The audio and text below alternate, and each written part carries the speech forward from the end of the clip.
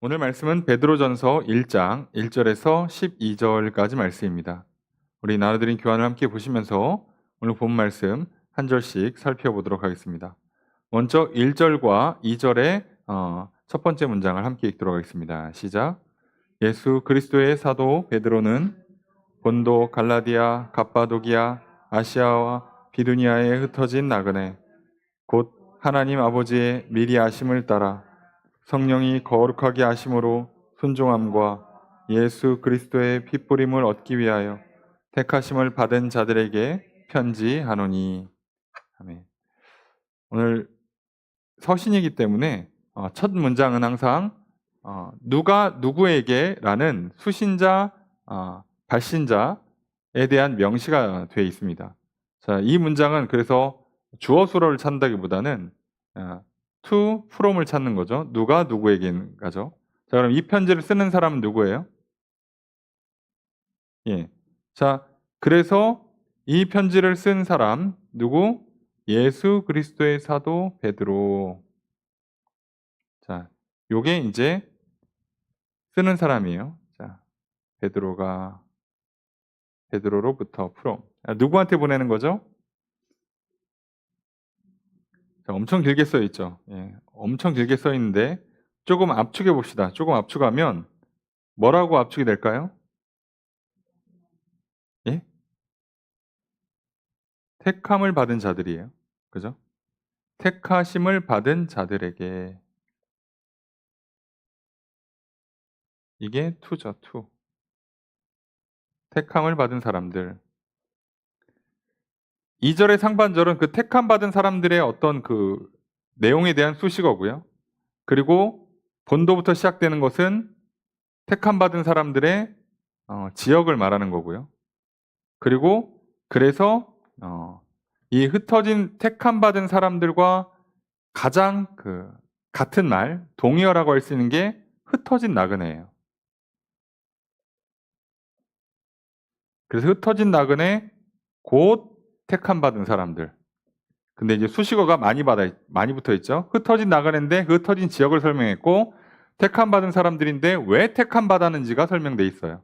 자, 그래서 문장이 길어졌지. 압축하면 사도 베드로가 흩어진 나그네들 곧 택함 받은 자들에게 편지한다입니다. 자, 그럼 예수 그리스도의 사도 베드로는 우리가 예수님 수제자 베드로는 설명할 필요가 없겠죠. 수신자는 알겠어요. 수신자는 알겠고, 그러면 발신자는 알겠고, 이 수신자가 누구냐? 본도, 갈라디아, 갑바도기아, 아시아, 비두니아.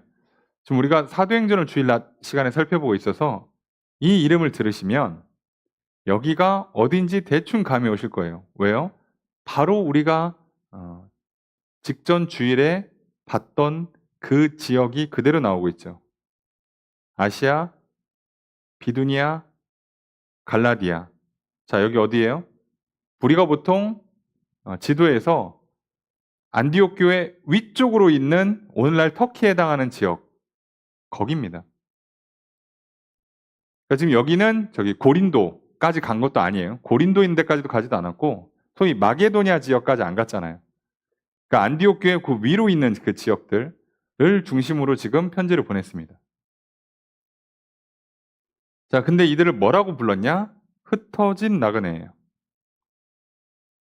자, 흩어진 사람들을 헬라어로 디아스포라라고 합니다. 많이 들어보셨죠?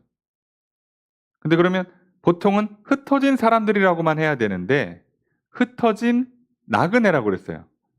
흩어진 유대인도 아니고 흩어진 그리스도인들도 아니고 흩어진 나그네라고 표현합니다. 자, 이 나그네가 의미 있는 표현이에요. 그래서 왜요? 의도적으로 썼다는 얘기죠. 의도를 갖고 쓴 표현이에요.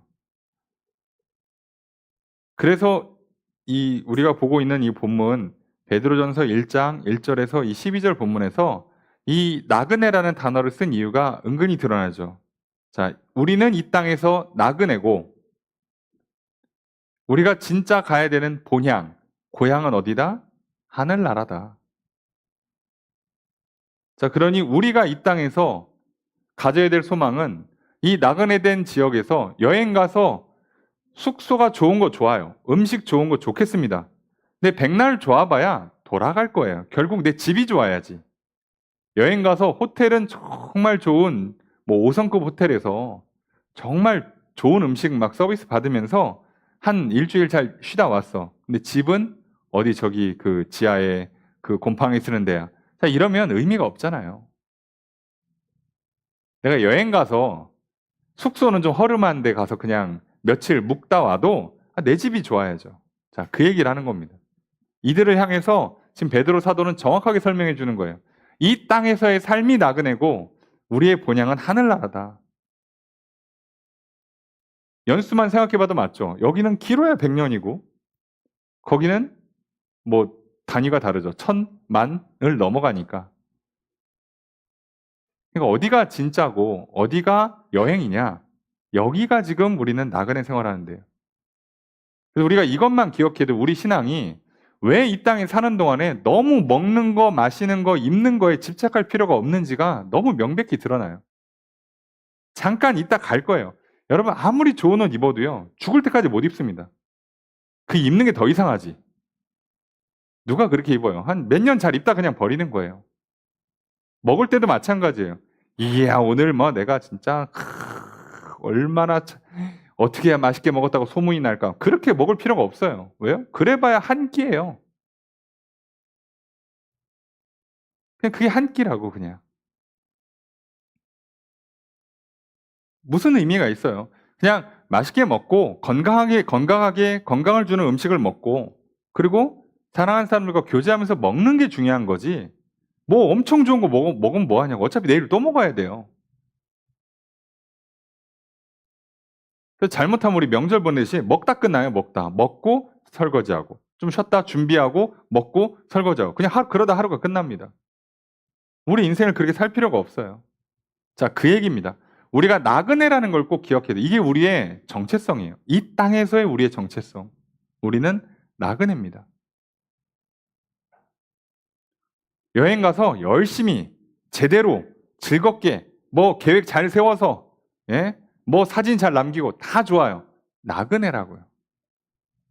이 땅에서 뭔가 계획적으로 인생 사시고 뭔가 제대로 열심히 하시고 다 좋아요. 하지만 우리는 여기서 영원히 살지 않습니다. 이것만 꼭 기억하셔도 우리의 신앙의 기본은 놓치지 않는 거예요.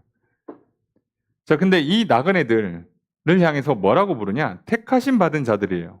자, 우리가 나그네가 되는 근본 원인은 하나님이 우리를 택하셨기 때문이죠. 자, 근데 어떻게 택했냐? 설명이 이렇게 돼요. 하나님 아버지의 미리 아심을 따라서. 자, 미리 계획하셨죠. 그 다음에 성령에 거룩하게 하셨죠. 성령님이 우리를 거룩하게 하세요. 그리고 순종하게 하세요. 자, 이 순종함이 번역이 좀 어렵습니다. 이걸 단독으로 볼 거냐, 예수 그리스도에 붙여서 볼 거냐. 근데 제 얕은 실력으로는 단독으로 보는 게 더 좋다라고 판단이 됐어요. 그래서 그냥 순종과 예수 그리스도의 핏부림을 나눠서 보는 게 맞지 않나 싶습니다. 왜냐하면 예수 그리스도의 순종을 우리가 얻을 건 아니기 때문에 우리는 예수 그리스도께 순종하는 거죠. 그래서 그냥 순종함을 따로 분리하는 게 오해를 적습니다. 그러니까 우리가 예수 그리스도의 피를 뿌림받아서 용서받고 예수 그리스도께 순종하는 삶, 자, 이런 삶을 살아가라고 선택하셨다는 거죠. 우리를 택하신 이유는 이거예요. 이렇게 선택받은 사람들은 이제 이 땅에서 나그네로 사는 겁니다. 자, 이 얘기죠. 자, 이것만 해도 사실상 이 편지의 시작과 끝이에요. 자, 가장 핵심을 다 담고 있는 겁니다. 그럼 우리가 조금 더 본질적으로 베드로 사도는 왜 여기다 편지를 썼을까요? 우리가 알고 있는 것처럼 베드로 사도는 지금 주로 어디서 사역합니까? 예루살렘 교회에서 사역합니다. 베드로 사도가 사역하는 주 대상은 누구예요? 유대인들이에요. 유대 그리스도인입니다. 근데 지금 편지 쓴 지역을 잘 보세요. 자, 여기에 유대 그리스도인이 많을까요? 또는 이방 그리스도인이 많을까요? 현실적으로 이방 그리스도인이 훨씬 많습니다. 그리고 이 편지를 잘 보셔도 이방 그리스도인들을 향한 내용이 훨씬 더 많이 담겨 있다고 보여져요. 그럼 이상하지 않습니까? 마치 베드로는 예루살렘 교회 수장이면서 유대인의 사도고 바울은 이방인의 사도고, 자, 이렇게 우리 알고 있는데 놀랍게도 베드로 사도도 편지를 이방 지역에 있는 이방 그리스도인들에게 써요. 바울도 선교 사역할 때 유대 회당에 가서 유대인들한테 먼저 복음을 전합니다. 그러니까 우리가 생각하는 것처럼 이렇게 딱딱 구분돼서 사역하지 않습니다. 자, 그걸 좀 기억하시고, 그렇다면 베드로가 예루살렘 교회의 유대 그리스도인들도 아니고 이방 지역에 있는 이방 그리스도인들을 향해서 편지를 쓴다. 자, 이거 당연히 상황이 좋지 않다는 걸 눈치챌 수 있습니다. 아, 여기도 쉽지 않나 보구나. 만만치 않은가 보다. 많이 어려운가 보다. 그래서 지금 편지를 쓴 시점을 언제로 보냐면요. 그냥 AD 한 63년 보는데요. 요 바로 이후에 네로 황제가 미쳐가지고 공식적으로 그리스도인들을 핍박합니다. 그래서 핍박은 시작이 됐어요. 근데 시작이 됐는데 피크를 찍은 게 아니에요. 피크는 좀 있으면 와. 그러니까 벌써 지금 막 곡소리 나고 난리가 나고 있는 거예요. 거기에 교회의 대표의 역할을 맡고 있는 베드로가 편지를 써서 보내는 겁니다. 그러니까 결국 이 베드로 전서도 사실상 상황은 뭐예요?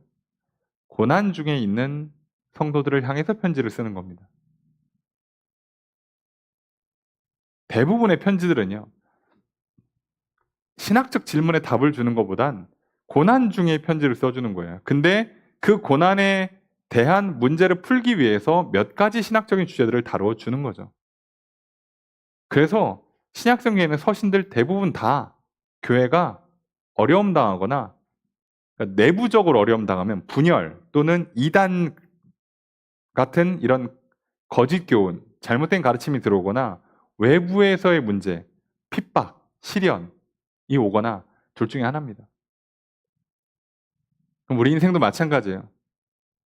내 안에 고민과 갈등이 있든가 남이 날 미워하고 괴롭히든가 뭐 인생 둘 중에 하나입니다. 그래서 늘 뭔가가 와요. 아무도 안 괴롭히면 갑자기 몸이 아프고, 하여간에 인생이 고통이 끊이지 않습니다. 자, 문제는 고통이 찾아올 때 고통 자체는 따지고 보면 별거 아니거든요. 근데 이 고통이 꼭 뭐를 만드냐면 우리의 믿음을 깎아요. 자, 그래서 말씀으로 격려하는 겁니다. 오늘 베드로전서가 우리에게 주는 유익은 이거예요.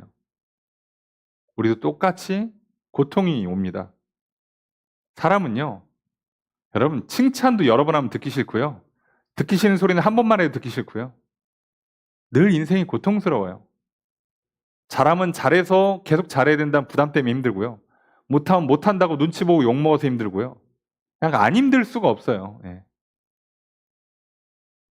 뭐 예쁘고 잘생기고 뭐 똑똑하고 돈 많으면 마냥 쉬울 것 같지만 조금 더 쉬울지는 모르겠습니다만 세상 마냥 쉽지가 않습니다.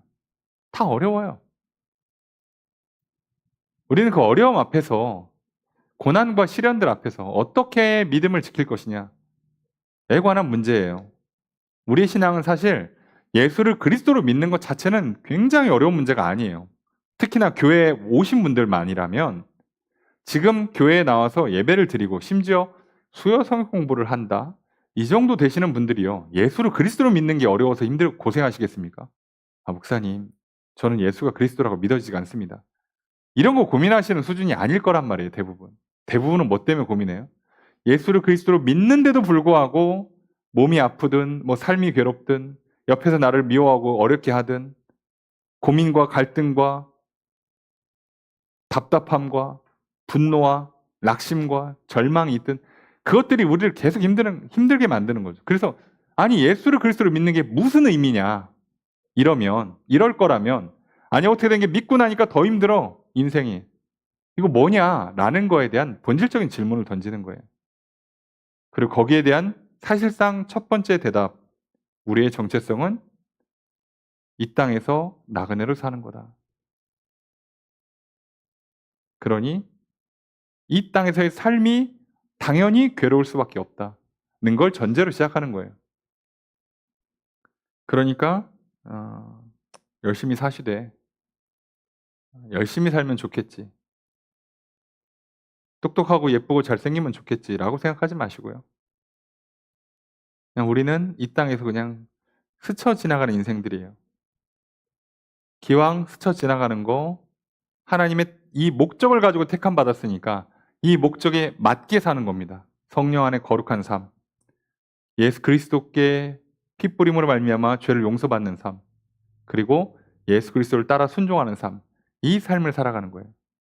여러분, 이 삶을 살아가는, 그래서 이 땅은 나그네처럼 사시다가 하늘에 있는 영원한 나의 집, 본향집을 향해 한 걸음 더 전진하시는 그런 삶이 매일매일의 삶이 되시기를 주의 이름으로 축복합니다. 자, 2절의 두 번째 문장 있습니다. 시작. 자, 주어서로 어떻게 될까요? 그죠? 은혜와 평강이 너희에게예요. 근데 이제 여기는 그 문장이 진짜 다 써 있습니다. 은혜와 평강이 더욱 많이 있기를 원한다, 많이 있기를 바란다, 이렇게 번역하는 거거든요. 주어는 너희 은혜와 평강이고요. 더욱 많아지기를 원한다, 많아질지어다, 이렇게 번역하는 거고요. 자, 너희에게죠. 예. 너희에게 더욱 많아지기를. 인사예요. 축복의 인사고. 자, 그럼 이제 내용이 시작됩니다. 3절의 첫 번째 문장 있습니다. 시작. 주어서로 어떻게 될까요?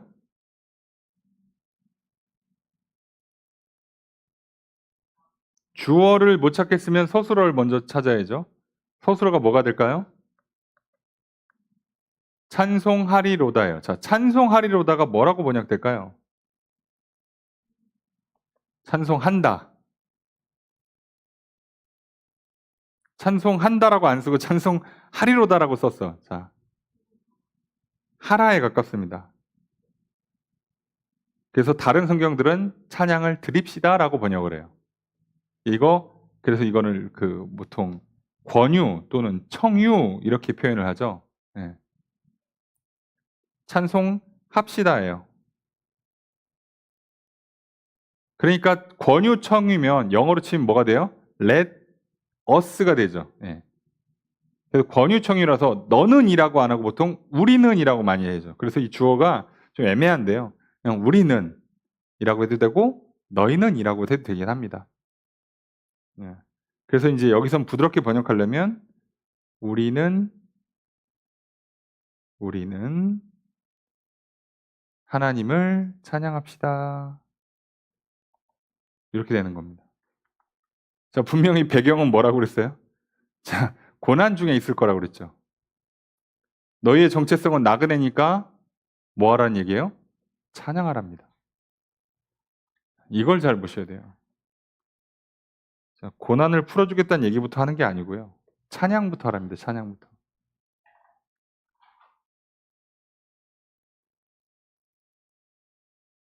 자, 그럼 왜 찬양을 그렇게 하라고 하는가? 3절의 두 번째 문장과 4절까지 함께 읽습니다. 시작.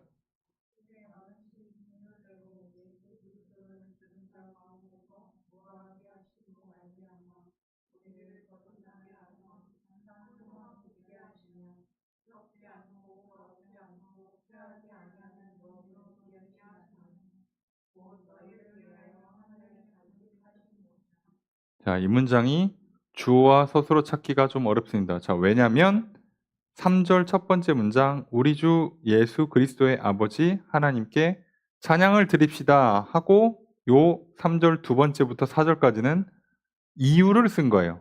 뭐뭐 때문에입니다. 이제 찾아야죠. 찬양의 근거, 찬양의 이유를 찾으셔야 돼요. 몇 가지 있습니다. 자, 첫 번째 뭐 때문에 하나님 찬양하라고 할까요?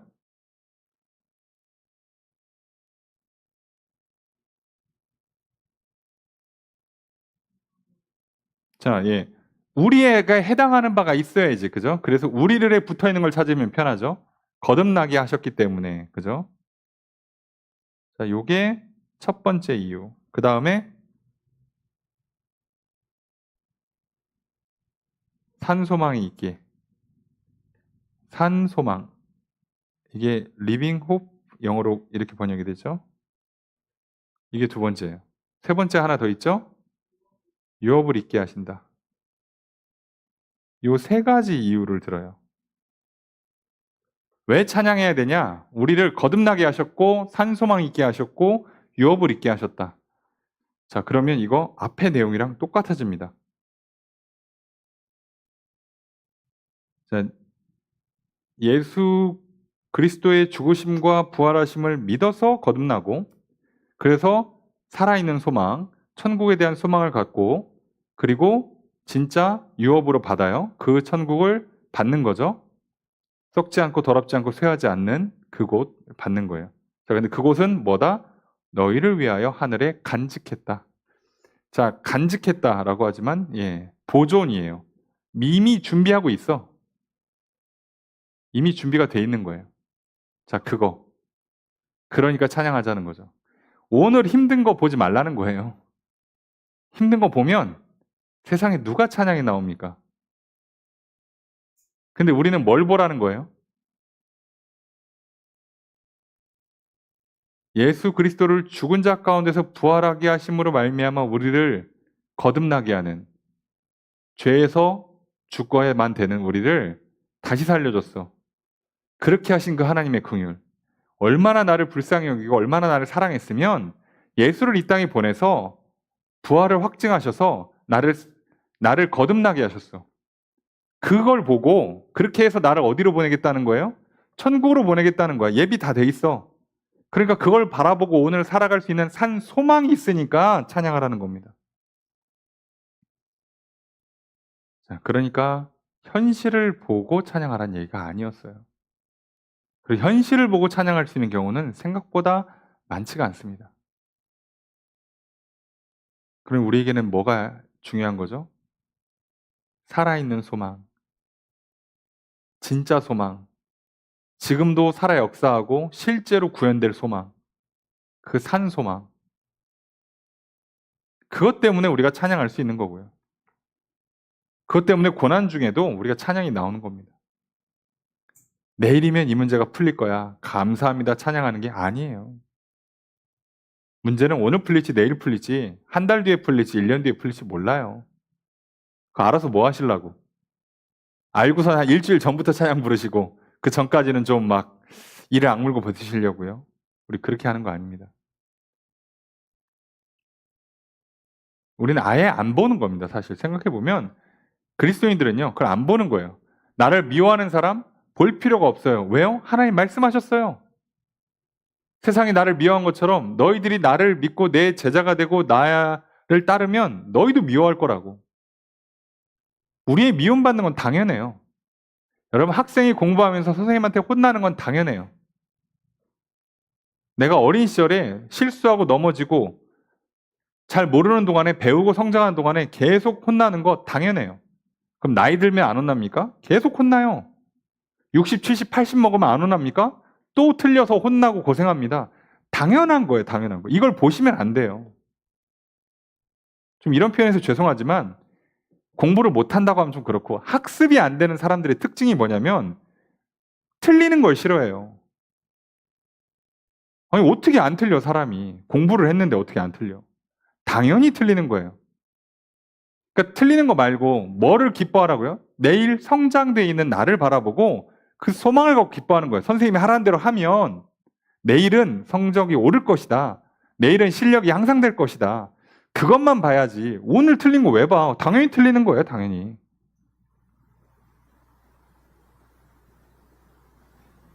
내가 지금 운동 처음 배워서 첫날 완전 초보야. 한 5년 하신 분을 보고선 야, 나는 언제 저러나. 아유. 이건 바보들이나 하는 거죠. 왜 그렇게 합니까? 나도 5년 뒤에 저렇게 될 거다라고 생각하면 되잖아요. 예수 그리스도께서 미움받았으니까 나도 미움받는 거 당연해요. 예수 그리스도에서 거절받았으니까 그걸 따라가는, 믿고 따라하는 나도 똑같이 거절받는 거 당연해요. 그러니까 예수 그리스도가 십자가 지셨으니까 나도 이 땅에서 괴로움당하고 고통받는 거 당연해요. 그런데 예수 그리스도가 부활하셨으니까 나도 부활하는 게 당연합니다. 예수 그리스도 하늘로 올라가셨으니까 나도 장차 영원한 하늘로 올라가는 게 당연한 겁니다. 이것만 기억하라고. 이거 잘못하면 고난 중에 흔들려요, 우리가. 고난 자체는 생각보다 별거 아닙니다, 여러분. 문제는 여기서 흔들리기가 쉽다는 거죠. 이런 문제 때문에. 그래서 오늘 베드로 사도도 이렇게 편지를 쓰는 거예요. 고통의 본질을 설명해 줍니까? 이게 언제쯤 끝난다? 야, 우리 빨리 기도하자. 황제 바꿔달라고? 절대 그런 얘기 하지 않습니다.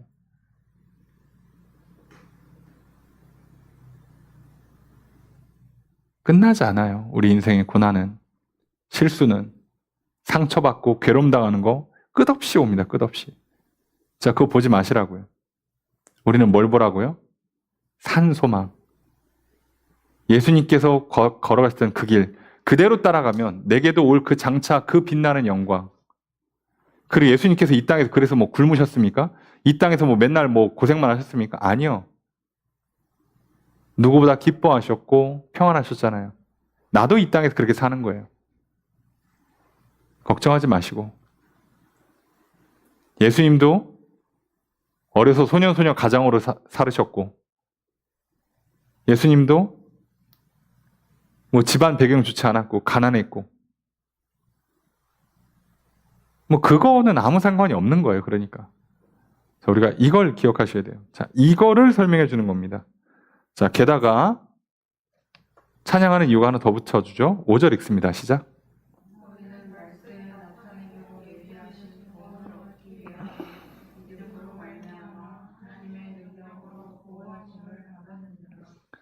자, 찬양해야 되는 이유는 뭐 때문이래요? 그죠? 그래서 여기는 아예 문장을 잘 써놨죠. 너희는 보호함을 받는다. 보호를 받는다. 자, 마지막 때에 나타나기 위해서 예비되어 있는 그 구원을 얻기 위해서 믿음으로 말미암아 하나님의 능력으로, 믿으면 하나님의 능력이 나타나면서 보호를 받는데요. 자, 우리의 목적은, 우리의 소망은 하늘로 가는 거예요. 여기까지만 가면 돼요. 자, 그럼 가는 동안에 우리가 문제는 넘어지는 거잖아요. 무너지는 거잖아요. 그걸 보호를 받아야 되는데, 이 보호는 뭘로 받아요? 하나님 능력으로 받아요. 하나님 능력은 뭘로 받아요? 믿음으로 받아요. 그럼 믿음의 내용은 뭐예요? 예수가 그리스도다예요. 사실 늘 했던 얘기를 하는 거잖아요. 그래서 예수를 그리스도로 믿는 게 그토록 중요한 겁니다. 우리 신앙에서 이거 빼고 뭐 해볼 방법이 없어요. 이거 밖에 없습니다. 우리가 하나님께 가고 하나님과 만날 수 있는 유일한 통로는 예수 그리스도밖에 없습니다. 자, 이건데, 그러니 우리는 지금 상황이 좋은 애, 어떤 애, 황제가 상태가 어떤 애 따질 거 없고, 하늘을 향한 그 소망을 갖고 오늘 하나님 날 구원하셨고 나에게 천국을 주신다는 걸 붙잡고, 그리고 그때까지 보호해 주십시오. 오늘 하루 살아야 되니 건강도, 생명도, 복도, 일용할 양식도, 앞으로 삶을 나아가야 될 삶의 어떤 방향도 가르쳐 달라고, 하나님께 그 능력을 달라고, 그 복을 달라고 구하는 거예요. 근데 우리가 그걸 구할 수 있는 근거는 믿음밖에 없습니다. 예수를 그리스도로 믿고 구하시면 돼요. 이게 끝입니다.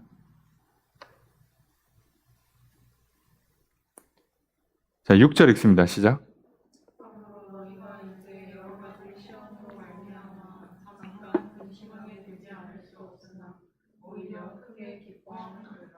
주어서 어떻게 될까요? 너희가예요. 너희가 뭐 한다? 예. 기뻐하는도다. 이게 한글 번역이 이런 데선 좀 아쉬워요. 이거 뭘 것 같습니까? 기뻐하랍니다. 문장의 흐름을 잘 보시면 눈치채겠죠? 아, 기뻐하라. 게다가 원문은요, 기뻐하라가 맨 앞에 써 있습니다. 기뻐하라라고 하고 시작을 해요. 오히려도 아니에요. 그래서 번역이 좀 이상한데, 그러므로 기뻐하라 이렇게 돼 있어요, 원문이. 그래놓고 쉼표 하나 쓴 다음에 지금 잠깐 동안 쉼표를 쓴 다음에 혹시 여러 가지 시험으로 말미암아 근심하게 될 수밖에 없더라도, 그런 일이 있을 수 있다는 거예요. 근데 잠깐 또는 지금 그럴 수 있지만 뭐 하라는 거예요? 기뻐하라고요. 됐잖아. 다시 살려주시고, 죽을 영혼 살려주시고, 천국에 대한 소망 주시고, 천국까지 가도록 지켜주시고, 천국은 예비되어 있고, 어차피 이 땅은 나그네 삶이고, 자, 그럼 뭐 하라는 거예요? 기뻐하라고요. 찬양 부르라고요. 그런데 힘들어? 기뻐하고 찬양하는 거예요. 그런데 뭔가 기분이 안 좋아? 기뻐하고 찬양하라고요. 조금 아프고 또는 배고프고 조금 외로워요? 기뻐하고 찬양하라고요. 이거밖에 없는 겁니다, 우리한테. 자꾸 구체적인 문제 해결안을 하나님께 구하는 것 자체가 좀 넌센스에 가깝다는 얘기예요. 그럼 내가 지금 실력이 좀 부족해. 실수를 했어? 아니면 좀 뭐 이렇게 유전적으로 어디가 좀 취약해. 뭐 건강이 약하다든가. 뭐가 좀 그런 부분들이 있다고 칩시다. 선천적으로. 이 문제를 해결해 주면 기쁨과 감사의 찬양이 넘치냐고요. 여러분 안 나와요. 그런 상관없습니다. 놀랍게도. 그렇게 나오는 게 아니에요. 그냥 내가 기뻐하고 찬양하는 겁니다. 그리고 그 기뻐하고 찬양할 수 있는 힘은, 근거는 예수를 그리스도를 믿을 때 내 안에 성령님이 오셔서 내 영혼을 변화시켜 놓는 거예요. 이거밖에 없어요. 여러분, 내 육신을 바꾸거나 내 환경을 바꿔서 내가 기뻐하고 찬양하는 거 아니에요. 할 수는 있거든요. 아주 잠깐. 그때뿐입니다. 여기선 반대로 얘기하잖아요. 오히려 고난이 잠깐이라고. 여러분, 내가 운동을 배우는데 선생님이 막 나만 되게 혼내켜. 아우, 되게 뭐라고 그러네, 그냥. 안다니까 보다. 자, 이렇게 하지 마시고요. 잠깐이라고. 그 고난은, 그 싫은 소리 듣는 건 잠깐이라고요. 왜요? 내가 나중에 이 운동을 제대로 배웠을 때 오는 그 기쁨, 유익은 훨씬 커요. 비교할 바가 안 돼요. 어떤 어리석은 사람이 그 좋은 기회를 날리냐고, 기분 나쁘다고. 뭐 선생님 원래 혼내키는 거고, 원래 혼내키는 거죠, 선생님 역할은. 따지고 보면. 그렇잖아요. 우리도 아이들 키우면서 느끼잖아요. 지금 애들을 안 혼내켜서 문제가 됐지. 물론 저희 어린 시절에는 좀 과하게 혼내켜서 문제가 된 것처럼 보이지만, 여러분 생각해 봅시다. 만약에 아이들을 놓고 봤을 때 과하게 혼내켜서 문제가 생기는 경우가 더 많은 것 같아요? 아니면 혼내키지 않아서 문제가 생기는 게 더 많은 것 같습니까? 우열을 점하기가 어렵습니까? 인간의 본성만 놓고 보면요. 혼내키지 않을 때 문제가 더 많이 생깁니다. 그러니까 여러분, 우리가 이 땅에 살면서 실수하고 혼나고 욕먹고 눈치 보는 거 신경 쓰지 말라고 정상적인 일이 일어나고 있는 거예요. 그러면서 우리는 빨리 배우고 성장하고 그 과정에서 유익을 누리고, 그럼 어차피 이 땅에서는 나그네라니까요. 여기서 뭐 얼마나 있으려고. 여기서 내가 국영수 잘해서 얼마나 있으려고. 이 땅에서 내가 운동 잘해서 돈 잘 벌어서 얼마나 더 오래 살라고요. 뭐 하려고. 가는 길이 달라요, 처음부터. 네. 그래서 아예 다른 얘기를 하는 겁니다. 여러분, 이게 한번 생각해 보십시오. 지금 황제가 그냥 잡아다 죽이거든요. 근데 황제가 잡으면요, 감옥 가는 건 기본이고, 잘못하면 노예되고, 또는 심한 경우에는 아시는 것처럼 이 네로 같은 경우는 그냥 잡아다가 원형 경기장에서 짐승 밥이 되게 하거나 십자가 화형을 시키거나, 그냥 뭐 이게 진짜 사람이 할 짓인가 싶은 일들을 했어요. 이 정도 어려움을 겪어야 되는 사람들한테 위로를 이렇게 하면 어떡해. 괜찮아, 걱정하지 마. 하나님 지켜주실 거야. 야, 이거 1년만 참으면 돼. 이렇게 해줘야 될 것 같은데 절대 그런 얘기 안 합니다. 여러분, 바울만 그런 게 아니에요. 베드로 똑같습니다. 여러분, 우리가 기억하셔야 되는 건요, 베드로는요, 성격을 고려해 봤을 때는요, 훨씬 감정적이고 다혈질적인 사람이에요. 아무리 생각해도 MBTI를 놓고 봤을 때 베드로는 T과라고 보기는 어려워요. 바울은 딱 봐도 약간 대문자 T 느낌이 좀 나잖아요. 베드로는 T과 느낌이 안 나요. 근데 지금 어디에 베드로가 감정적으로 공감해 주는 것 같습니까? 심지어 상황은 잡혀 들어가면 사자 밥이 되든가 화형 불타 죽는다니까요. 감옥 가거나 노예되는 게 기본이에요. 그런 사람들한테 지금 해주는 말이 여기 나그네야. 신경 쓰지 마. 야, 예수 믿고 구원 받고 천국 소망하다가 그냥 가. 믿음만 지켜. 베드로도 이렇게 한다고요. 왜요? 이게 정답이니까요. 이게 진리니까.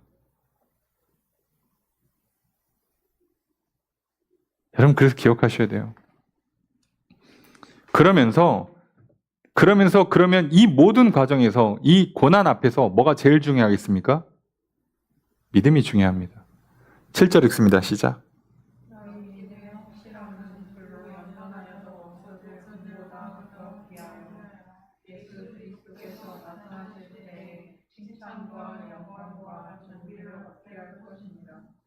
주엇을 어떻게할까요? 너희 믿음의 확실함은 서술을 잘 찾아야 돼요. 귀하답니다.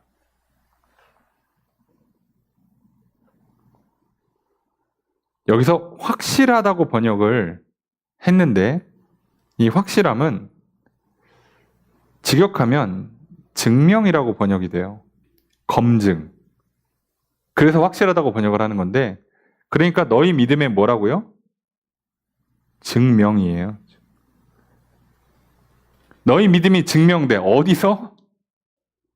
고난 중에. 고난 중에 증명되는 거예요. 여러분 내가 이 일에 진심이다라는 게 언제 증명될까요? 힘들고 어려울 때 증명되는 거예요. 내가 진짜 배우고 싶어 한다라는 거 언제 증명돼요?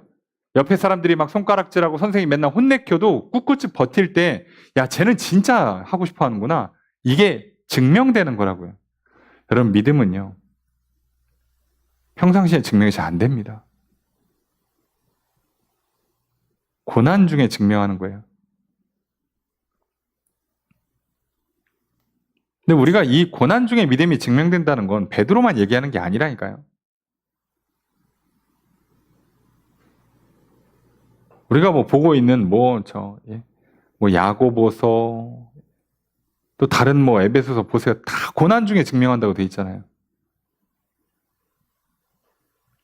자, 그러니까 우리가 내가 진짜 그 지혜로운 사람인가는 어떻게 보면 평상시에 증명될 수 있겠지만 어려운 일을 당할 때 또는 힘든 일, 싫은 일을 당할 때 증명이 되는 거예요.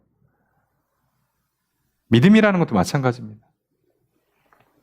그래서 너희 믿음의 증명은 불로 증명된다는 게 아니라 불로 연단하여도 없어질, 약간 번역이 좀 느낌이 이상하지만 불로 재련할 때 파괴된다는 얘기예요. 금은 계속 불로 태우면 사라진다고.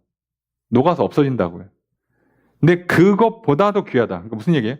금이 아무리 귀하다고 해보지만 금은 불을 계속 태우면 없어진다고. 결국은 계속 태우면 부서진다고. 금이라는 건 순금이 되는 거 아닙니까? 예, 끝까지 한번 태워보세요. 어떻게 되나. 예.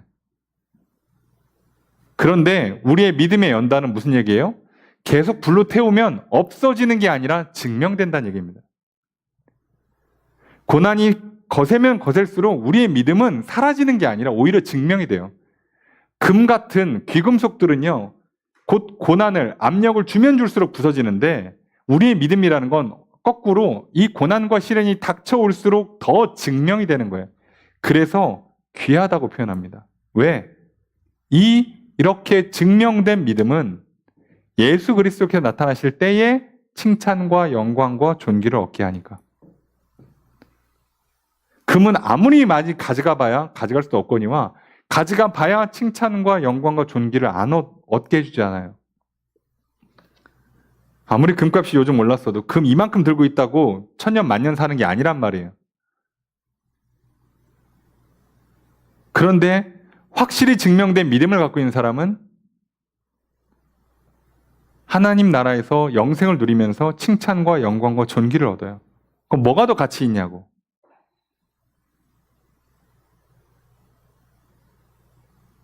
여러분, 돈과 시간은 동일한 가치라고 보시면 돼요. 그죠? 그래서 그래서 우리가 돈을 내고 비싼 이동수단을 쓰는 거잖아요. 시간 남아돌면 걸어가셔도 돼요.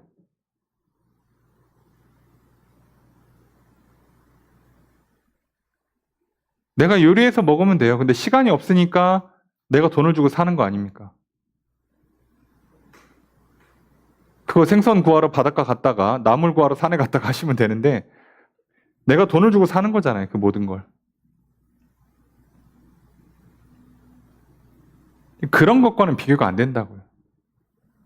왜요? 지금 이 믿음의 증명, 고난 가운데 증명된 이 믿음의 가치는 우리에게 영원한 생명으로 교환이 되잖아요.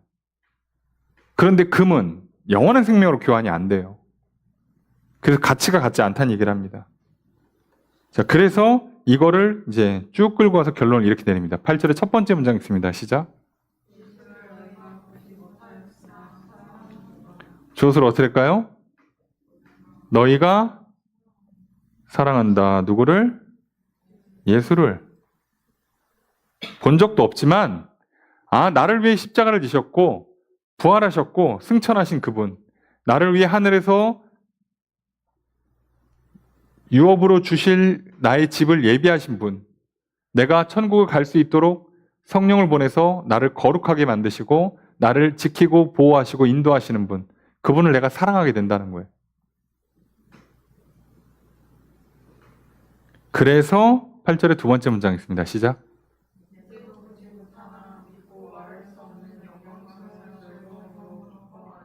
주어를 어떻게 할까요?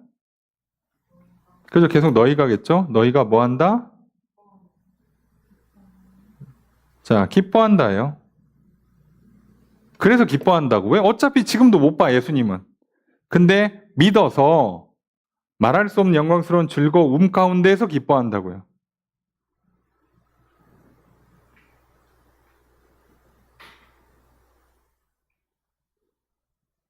그래서 조금 애매해요. 이 믿고를 서술어를 넣어줘야 되나 아니면 수식어로 붙여야 되나 좀 애매하긴 한데 뭐 지금 이 상황에선 그냥 전제돼 있는 거니까 기뻐한다고요. 그래서 사랑한다, 기뻐한다가 되는 거예요. 자, 그러니 9절 함께 읽습니다. 시작.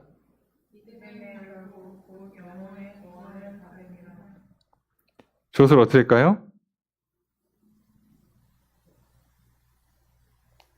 이 문장이 1절부터 9절까지가 큰 단락으로서 결론에 해당하는 문장인데 번역을 이렇게 해가지고 무슨 말인지를 못 알아듣습니다. 주어 찾을 수 있을 것 같아요?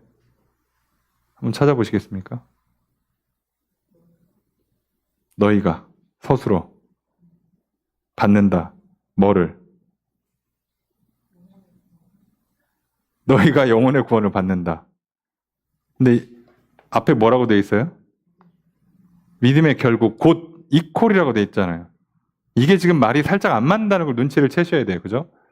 다른 성경이나 영어 성경을 보시면 주어가 뭐로 돼 있냐? 너희 믿음은이에요. 이거를 믿음에다가 결국을 붙이면 안 돼요. 너희 믿음은 주어를 너희 믿음으로 봐야 돼요.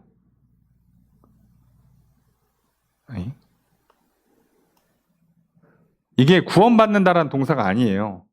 돌려받는다는 동사라서 그래요. 구원받는다는 동사 하나로 쓰니까 구원받는다는 동사를 썼으면 이제 너희는이라고 붙이는 게 사실 매끄럽게 번역이 되는데 그럼 이거 지금 이 문장만 보면 구원받는다잖아요. 그러니까 우리가 당연히 너희는이라고 생각이 들잖아요. 이거는 한글로만 보면 맞게 여러분들이 생각하신 건데 자 이렇게 하면 문장이 이상해져요. 지금 여태까지 뭐 엄청 얘기하고 있어요? 계속 뭘 강조해요? 그러니까 고난 중에 뭐 하라고요? 믿으라고. 믿고 천국 소망하고 기뻐하고 찬양하고 그 얘기를 하고 있잖아요. 그러면서 자 우리가 지금 이 믿음이 얼마나 귀한지 믿기 때문에 우리가 예수를 사랑하고 예수를 기뻐하는 거 아니냐? 믿음을 얘기해야죠. 그래서 이 문장이요. 너의 믿음은 여기가 주어입니다. 너희 믿음은 뭐라고 번역했냐? 마지막이에요. 결국. 마지막에 영혼의 구원으로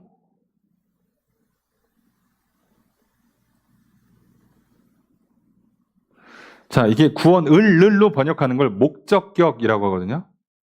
근데 의로라고 에게라고 하는 거 역격이라고 해요. 자, 이게 역격으로 돼 있습니다. 그러니까 너희 믿음은 마지막에 영혼의 구원으로 그냥 받는 게 아니라 돌려받는다예요. 돌려받는다.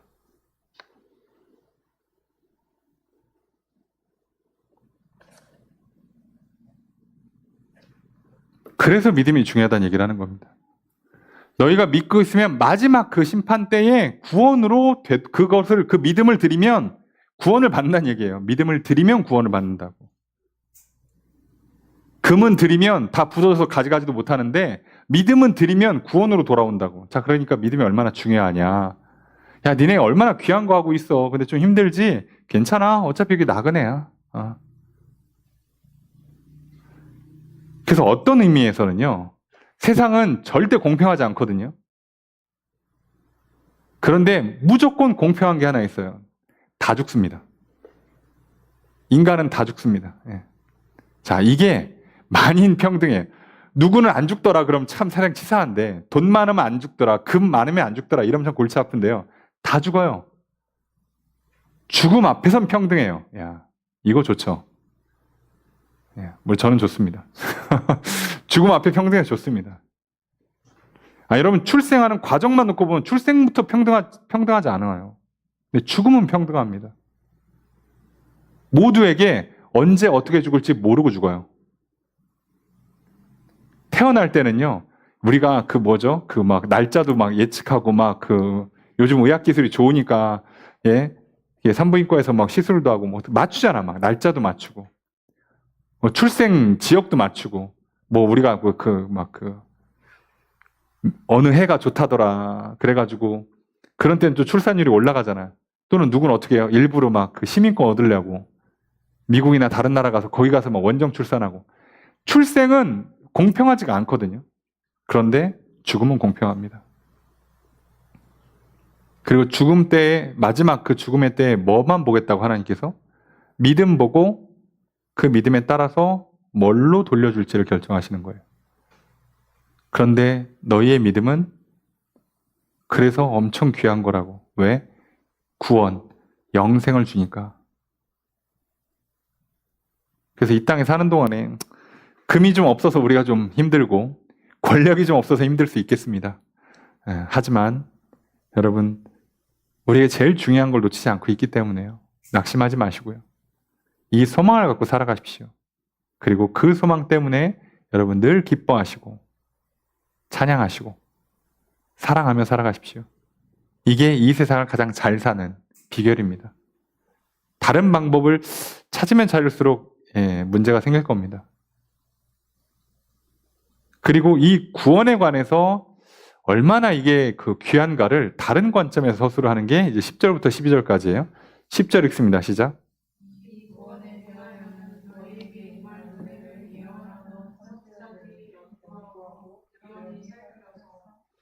주엇을 어떻게 할까요? 선지자들이 뭐 했다? 자, 연구하고 살폈다. 뭐를? 이 구원에 대하여. 네. 이 구원에 대하여. 이게 그냥 온 게 아니라는 거예요. 이 구원은. 예수 그리스도라는 이 구원의 복된 소식은 절대 그냥 온 게 아니라 선지자들이 찾고 찾았어요. 너희에게 임할 은혜를 예언했던 그 선지자들, 장차 메시아가 올 거라 했던 그 선지자들이요, 연구하고 찾았어. 도대체 이게 어떤 구원이냐? 도대체 메시아가 누구냐? 그래가지고 이 사람들이 어떻게 찾았냐? 11절 읽습니다. 시작.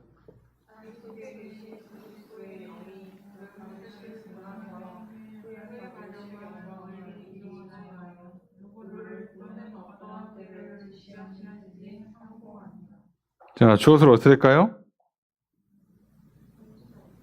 그죠? 선지자들이 뭐 했다? 상고했다. 상고했다. 조사, 연구죠. 조사, 연구. 주어는 선지자입니다. 선지자들이 조사하고 연구했어. 뭐를?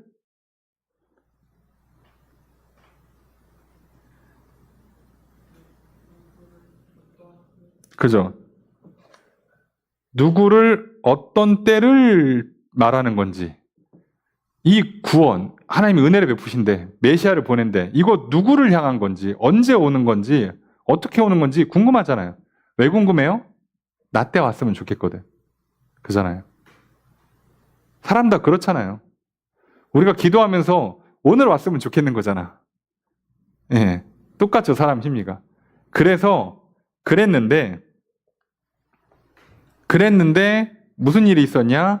자기 속에 계신 그리스도의 영이 라고 표현하지만 성령이죠. 성령이 그 받으실 고난과 후에 받으실 영광을 미리 증언했다.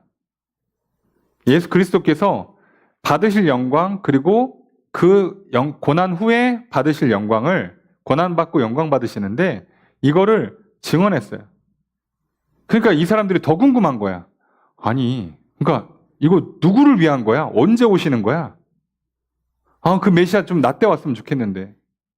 각 선지자들마다요. 나라 망한다고 예언한 선지자들 생각해 보세요. 나라 망하기 전에 왔으면 좋겠지. 자기 민족을 사랑하는데. 포로로 끌려가 있는 중에 예언했던 선지자들은요. 아니, 빨리 왔으면 좋겠지. 나라가 회복돼야 되니까. 포로에서 돌아온 다음에 하는 선지자들은요. 거기 막 학계 스가랴도 다 메시아 예언하잖아요. 그럼 이들도 뭐라고 소망해요? 아니, 좀 빨리 왔으면 좋겠지. 나라 재건하도록 도와주시게. 다 그런 거예요, 다. 야, 고난받고 영광이 임하신다는데 도대체 언제냐 이거 누구냐 연구를 했어. 자, 연구란 결과가 나옵니다. 12절 첫 번째 문장 있습니다. 시작.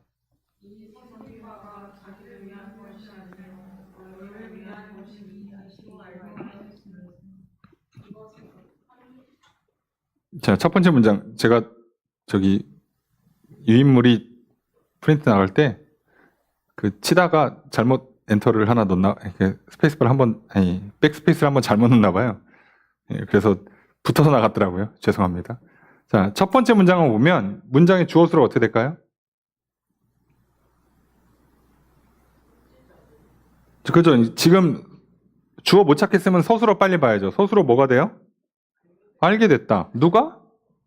선지자겠죠. 선지자가 알게 됐어요. 자, 뭐를 알게 됐어요? 자, 이 섬기는 바. 지금 뭘 섬기고 있어요? 예언으로 봉사하고 있죠. 예? 지금 자기가 예언으로 봉사하고 있는 이 내용이 자기들한테 해당되는 게 아니었어. 보니까 누구야?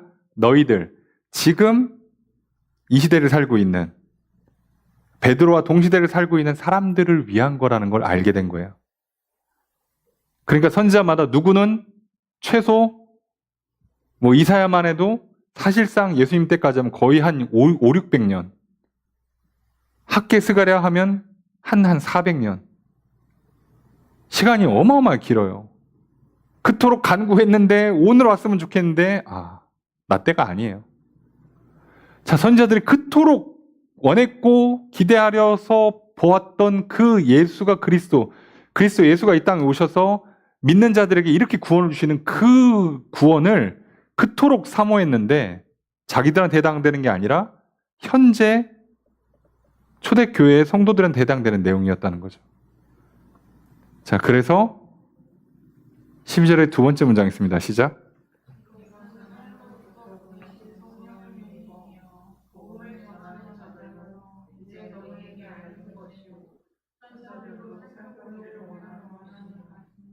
주어서로 어떻게 될까요? 이것은. 자, 이것은 뭘까요? 10절에 나오죠. 이것은 구원이에요.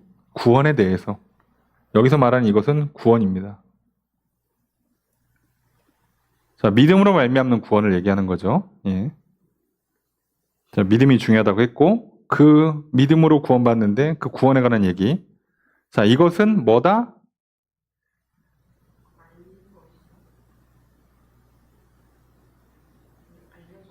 그죠? 너희에게 알려진 것이고 원하는 것이에요. 누가 원해요? 천사들이 원하고. 누구한테 알려졌어요? 너희한테 알려졌어요. 그러니까 너희한테 알려졌고 천사들은 원했어요. 근데 이거 누가 알렸냐? 성령을 힘입어 복음을 전한 사람들. 그러니까 생각해보면 성령 받아서 거기까지 복음을 전한 사람들이 있죠. 주로 이 지역은 바나바, 바울 이 사람들이 전했잖아요. 이 사람들이 가서 전했고 후에 또 많은 사람들이 가서 전했고 너희들은 그냥 듣고 믿은 거야. 천사들도 보고 싶었는데 못 봤어요. 못 봤다는 표현이 좀 그렇지만 천사들한테 예수님이 오신 게 아니잖아요. 1차적으로. 이 땅에 있는 사람들한테 왔죠. 그러니까 보고 싶다고 보는 게 아니라 이때에 이 해당하는 사람들한테 허락된 은혜예요. 그러니 이 구원은 어떻게 보면 아무나 받을 수 있는 게 아니었던 거예요. 믿고 구원받는다고 생각해보면 아무나 다 받을 것 같은데 생각보다 아무나 다 받지를 못해요. 그래서 이걸 잘못 오해하면 하나님이 구원받을 자를 선택하신 거에 대해서 미리 이중 예정했다. 택자, 불택자를. 자, 이렇게 가면 좀 위험해지는 겁니다. 그런데 또 맞는 말일 수 있는 건 하나님께서 택하는 자들이 있어요. 예. 자, 하나님의 주권과 우리가 이걸 믿느냐에 대한 우리의 어떤 자유가 충돌되는 게 아니에요. 한쪽을 밀면 이상해지는 거고요. 둘이 만나야 되는 겁니다. 둘이 만나야 되는 거예요. 하나님의 은혜와 내가 믿는 것이 만나야지. 말 그대로 하나님 쪽에 손을 내밀고 나도 손을 내밀어야 돼요. 그래서 손이 맞잡아져야 지금 이 엄청난 역사가 일어난단 말이죠. 그럼 반반이냐? 아니요. 실제 구원은 누가 다 한다고요? 하나님이 다 하시는데 내 쪽에서 잡긴 잡아야 돼. 상 차려도 숟가락은 내가 들어야 된다니까요. 자, 이 정도를 해야 되는 거예요. 내 입장에선. 그게 오늘 본문에 치면 뭐 하란 얘기죠? 믿으란 얘기입니다. 소망을 가지란 얘기예요. 고난 중에도. 그건 이제 우리가 해야 되는 목. 물론 성령님이 도와주실 거야. 물론 이미 예수는 나를 위해 십자가를 지셨어. 그렇지만 우리 쪽에서 이 정도는 해야 된다는 거예요. 너무 힘든데요? 괜찮아. 우리는 여기서 나그네로 산단다. 여기서 영원히 산다고 생각하면 골치 아파. 왜? 태어날 때부터 좀 좋게 태어났어야지. 나그네로 산다.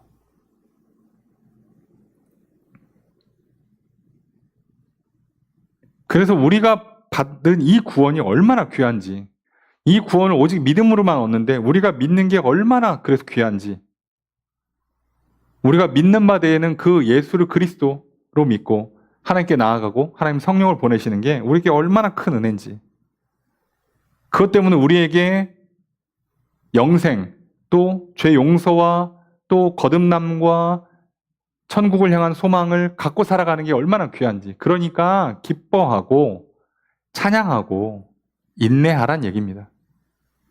고난 계속 올 거야. 그런데 안 죽어. 그걸로. 힘들어. 그리고 참 어떻게 보면 참 잔인한 얘기일 수 있는데 죽어도 별건 아니야. 왜? 어차피 태어난 이상 다 죽는데 결국 우리에게 중요한 건 죽어서 어디를 가느냐가 더 중요한 거예요. 구원받고 생명과 복을 받는 성도들이 이 땅에 사는 동안에요, 설마 술 취하고 방탕하고 범죄에 연루돼 살아가겠습니까? 그렇게 안 살아요. 조금 가난할 수 있지만 우리가 굶어 죽게 살지 않을 거예요. 하나님 그렇게 하지 않습니다. 그러니 그런 거에 대해서 우리가 염려할 게 아니라 우리가 부자는 못 될 수 있다 칩시다. 그죠? 그건 좀 우리가 인정하고 그것 때문에 좀 힘들 수 있다 칩시다. 하지만 권력이 없고 힘이 없고 돈이 없을 수 있지만 그게 우리 인생을 망가뜨리지 않아요. 그것 때문에 우리가 기뻐하지 못한다? 그것 때문에 소망을 잃고 살아간다? 그렇지 않아요. 그래서 오히려 우리를 더 압박하고 더 불타오르면 오를수록 우리의 믿음은 더 정금 같아지는 거고 믿음은 더 증명될 뿐이에요. 그리고 그 증명된 믿음은 어마어마한 가치를 갖습니다. 여러분 또 하루하루를 살아가는데 혹시 내적으로나 외적으로 여러 가지 힘들고 어려운 문제들이나 상황들이 있습니까? 이 문제가 풀리면 기쁠 거라고 생각하시는 것은 굉장히 얕은 생각입니다. 문제가 풀린다고 마냥 기쁘지 않습니다. 문제는 문제 그대로 하나님께 아뢰시고요. 도움을 구하십시오. 우리의 본질적인 문제는 문제에 있는 게 아니라 믿음에 있습니다. 그 문제 앞에서 내게 불행이 찾아올 거라고, 문제가 생길 거라는 그 불신앙 때문에 우리가 흔들리는 거예요. 그러니 그 불신앙에 빠지지 않도록 오늘 또 예수를 나의 그리스도로 주신 하나님의 그 은혜 기쁨으로 받으시고 예수는 나의 그리스도이십니다라고 믿음으로 고백하시고 하나님 오늘 나를 용서하시고 깨끗게 하시고 새롭게 하여 주시옵소서, 내게 성령을 보내주시옵소서 우리가 기도하고요. 그리고 성령의 보호하심과 인도하심을 따라 살아감으로 이 땅에 사는 동안에 고난은 끝없을지 모르지만 우리는 늘 기뻐할 수 있고 평안할 수 있고 천국을 향한 소망을 가질 수 있습니다. 그렇게 살아가시면 이 땅에 사는 삶은 큰 문제가 없습니다. 그러니 오늘 그 삶을 향해 한 걸음 나아가십시오. 우리의 믿음이 얼마나 귀한지, 이 복음이 얼마나 귀한 은혜인지 놓치지 마십시오. 믿기만 하면 구원받는데 그 구원의 복된 소식 자체를 듣고 또 들려주는 것도, 그걸 받아들이는 것도 생각만큼 쉽지가 않습니다.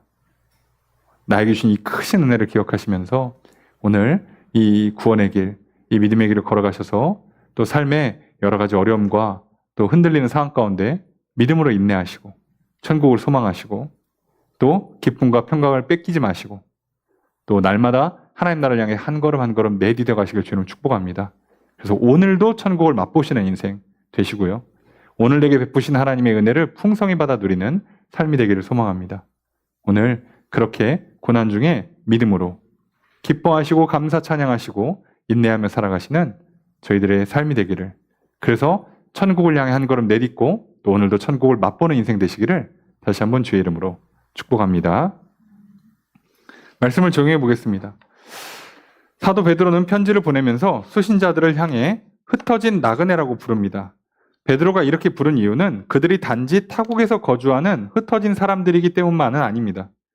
나그네라고 붙인 것은 그리스도인들이 이 땅에서 나그네와 같은 인생을 살아감을 인식시키기 위함입니다. 우리는 이 세상에 영원히 머물러 살지 않습니다. 우리의 본국, 우리가 돌아갈 고향이 따로 있습니다. 우리는 예수 그리스도의 말씀과 십자가와 부활, 승천을 통해서 이 사실을 확신합니다. 따라서 성도는 이 땅에서 영원한 하나님 나라를 유업으로 받을 것을 소망하며 살아갑니다. 이 산 소망이 이 세상에서 기뻐하며 살아가는 근거가 됩니다. 이 산 소망이 이 세상에서 인내하며 살아가는 근거가 됩니다. 나의 신앙을 살펴봅시다. 나는 이 세상에서 어떤 정체성을 갖고 살아가고 있습니까? 내가 이 땅에서 나그네로 살아가는 것임을 잊지 맙시다. 내게 약속되어 있고 예비되어 있는 하나님 나라를 향해 나아갑시다. 하늘에 소망을 두고 기뻐하며 살아갑시다. 믿음을 굳건히 합시다. 고난 중에 인내합시다. 나를 위해 예비된 영원한 집을 소망하며 날마다 하나님 나라를 향해 나아가는 인생이 되시기를 바랍니다. 두 번째로 사도 베드로는 복음은 참 귀하다고 말합니다. 많은 선지자가 그리스도를 예언하였습니다. 그리고 언제 어떻게 올지에 관해 연구하였습니다. 그들은 자신의 때에 그리스도를 만나게 되기를 기대하였습니다.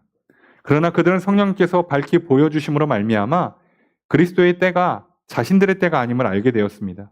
이전 선지자들이 바라고 전도자들이 전하고 천사들도 보기 원했습니다. 바로 예수 그리스도를, 그리고 예수 그리스도를 통한 하나님의 구원 섭리를 보기 원했습니다. 그런데 오늘 우리는 이 모든 것을 보고 알고 있습니다. 전에 들었고 믿게 되었습니다. 더욱이 그리스도를 믿는 믿음은 금보다 더 귀하다고 말합니다. 왜냐하면 영혼이 구원을 받기 때문입니다. 오늘 내게 주신 복음은 금보다 더 귀합니다. 나의 영혼을 살리기 때문입니다. 나의 영혼이 구원받는 것이 얼마나 귀한 것인지를 우리는 종종 잊고 살아갑니다.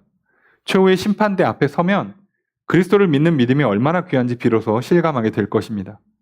이 땅에 살아가는 동안에 그리스도 안에서 기쁨과 평강을 누리며 힘과 지혜와 능력을 받으며 복과 기적을 누리는 것이 얼마나 귀한지 잊지 맙시다.